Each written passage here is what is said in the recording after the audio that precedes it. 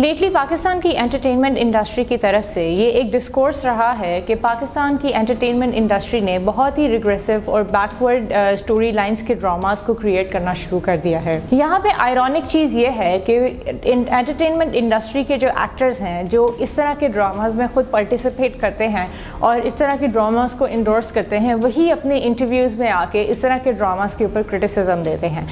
بہت حد تک اوپن کرٹیسزم نہیں ہوتا، بٹ کہیں نہ کہیں کیونکہ اب یہ ایک ڈسکورس سٹارٹ ہو چکا ہے تو they do take part in it.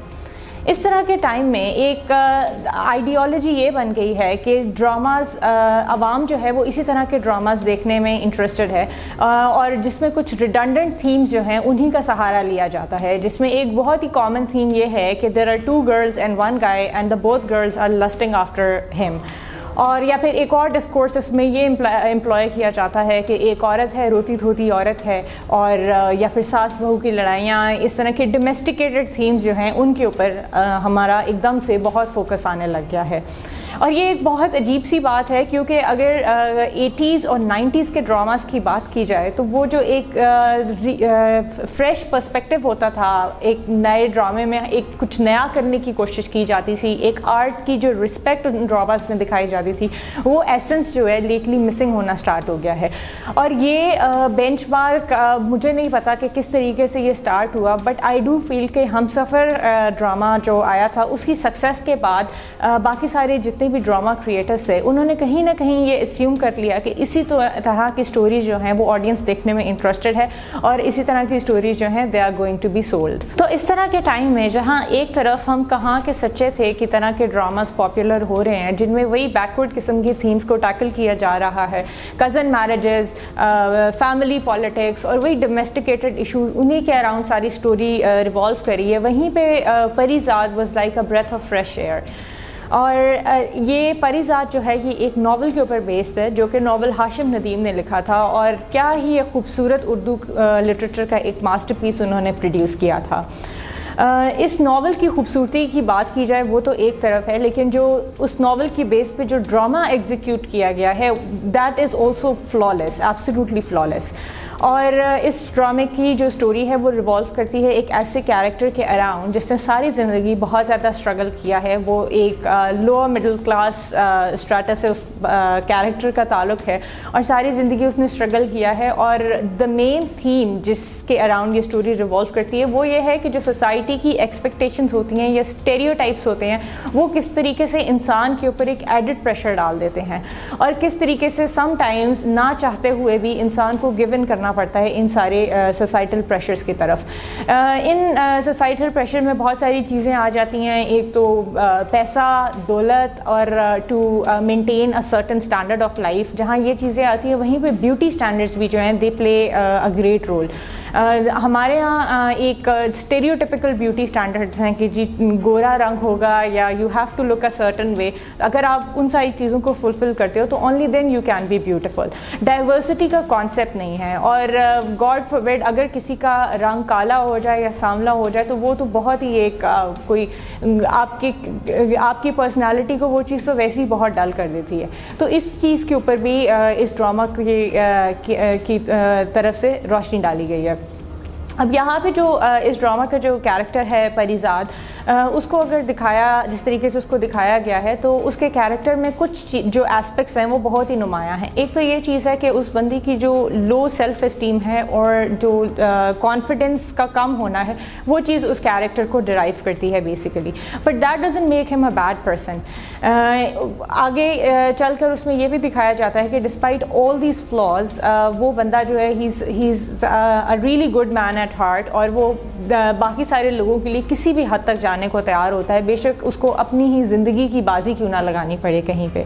اور ایک اور چیز جو اس کیریکٹر کی خوبصورتی کو انہانس کر دیتی ہے، ہمارے یہاں جب بھی یہ ایک ٹریڈیشن رہا ہے کہ جب بھی کسی ڈرامہ کا یا کسی سٹوری کا پروٹیگنسٹ دکھانا ہے تو دا پروٹیگنسٹ از آلویز فلالیس. وہ خوبصورت بھی ہوتا ہے، وہ سارے آئیڈیل بیوٹی اسٹینڈرڈس کو بھی فلفل کرتا ہے، اس کے پاس دنیا کا پیسہ بھی بہت ہوتا ہے، موسٹلی وہ کسی آئی وی لیگز یا ہارورڈ کا کہیں سے وہ گریجویٹ بھی ہوتا ہے. اگر پرانے ڈراماز دیکھا جائے تو ان سب میں تقریباً یہی روش چلتی آ رہی ہے. بٹ پری زاد نے ایک پاکستانی ڈراماز کی جو انڈسٹری ہے اس کو ریولیوشنائز کر دیا ہے، یہ بتا کے کہ جو پروٹیگنسٹ ہے ہی اور she does not have to be flawless all the time, اس کے اپنے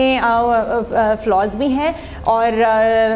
ڈاؤن سائڈ بھی ہے، but at the same time character جو ہے ہی اور she can be perfect in their own unique way. اور اس چیز کو بڑا ہی زبردست طریقے سے احمد علی اکبر نے پری زاد کی فارم میں پورٹرے کیا ہے.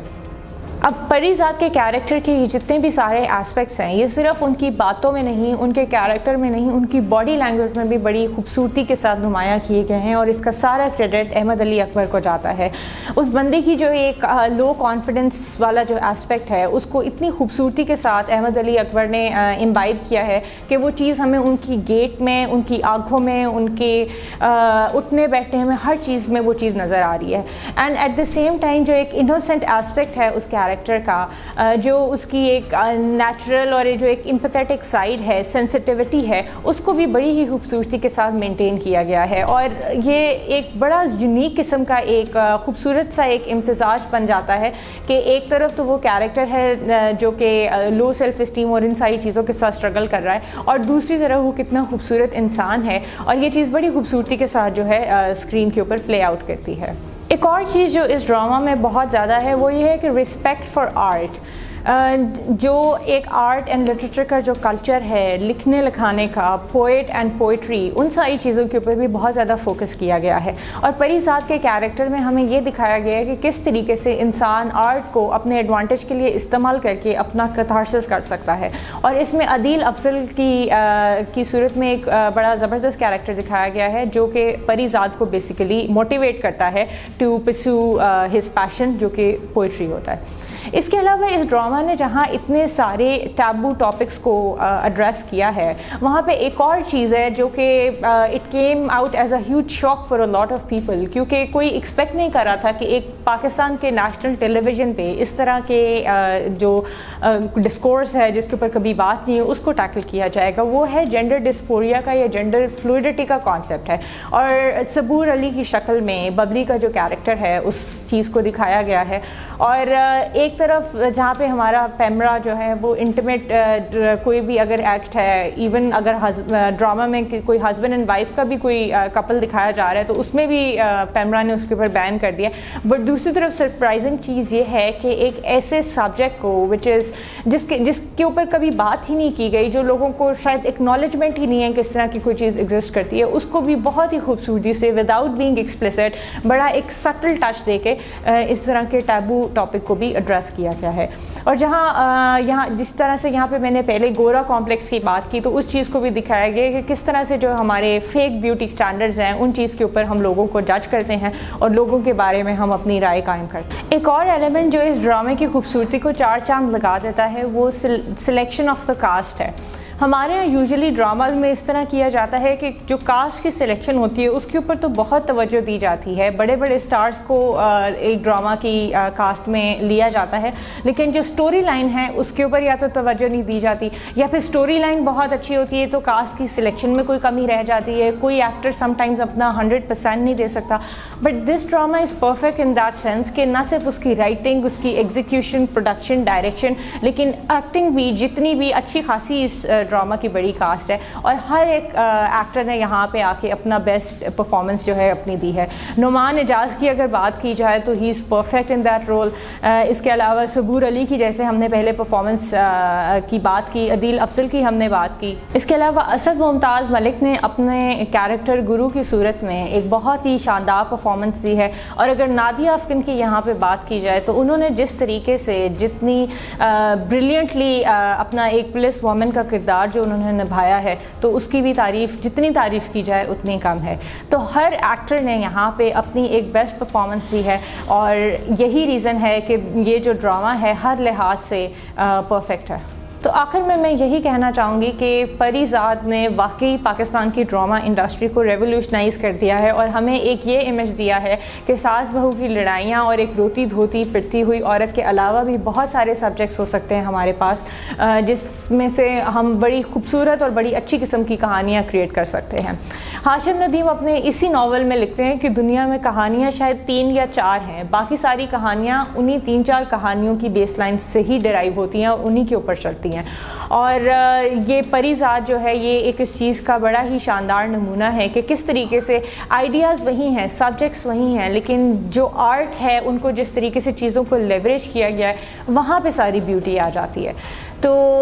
میرا خیال ہے کہ پری ذات ڈرامہ ایسا ہے کہ ساروں کو دیکھنا چاہیے and it is extremely refreshing. اور یہ بہت خوشی کی چیز ہے کہ فائنلی ہمارے بھی ٹیلی ویژن کے اوپر ایک چینج نظر آ رہا ہے. اور اگر آڈینس کا جہاں پہ بیکاز ریٹنگز بڑی زبردست اس ڈرامہ کو مل رہی ہیں تو اٹ شوز کہ آڈینس اس طرح کی چیزیں دیکھنا چاہتی ہے. تو جب آڈینس اس طرح کی چیزیں دیکھنا چاہتی ہے تو it also gives out the message to the creators کہ اس طرح کی چیزیں زیادہ سے زیادہ بنائی جائیں کیونکہ آڈینس ہمارے پاس ہے. ہمارے پروڈیوسرز اور ڈائریکٹرز کا ہمیشہ سے ان کی یہ ڈبیٹ رہی ہے کہ آڈینس یہ چیزیں دیکھنا نہیں پسند کرتی, آڈینس کوئی نئے سبجیکٹ سامنے لانا نہیں چاہتی کہ ان کے لیے لائے جائیں. تو اس وجہ سے ہم اس طرح کے سبجیکٹ کی طرف جاتے ہی نہیں ہیں. تو یہ ایک یہاں پہ بہت ہی پیراڈاکسیکل ایک ایلیمنٹ آ گیا ہے کہ آڈینس تو دیکھنا چاہتی ہے, تو اب ڈائریکٹرز اور پروڈیوسرز کے لیے بھی اب it is the right time کہ اب وہ نئے سبجیکٹس اور یونیک آئیڈیاز کے ساتھ وہ ٹیکل کریں.